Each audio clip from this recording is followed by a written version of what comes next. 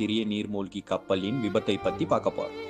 Richard Stockton rush என்பவர் அமெரிக்க நாட்டை சேர்ந்த தொழிலதிபர் ஆவார். இவர் ஆழ்கடலில் என்ன இருக்கிறது என்பதனை கண்டறிய மிகவும் ஆசையாக இருந்தார்.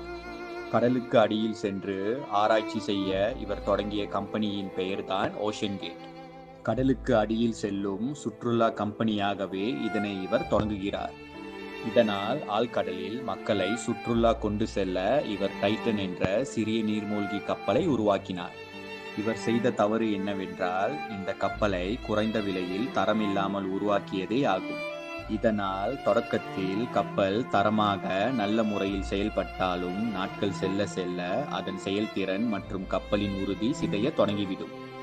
ரிச்சர்ட் ரஷ் பெரிய அளவில் ஆராய்ச்சிகள் செய்யாமல் குறைந்த விலையில் ஃபைபர் மற்றும் மெல்லிய டைட்டேனியம் கொண்டு இந்த நீர்மூழ்கி கப்பலை உருவாக்கினார்.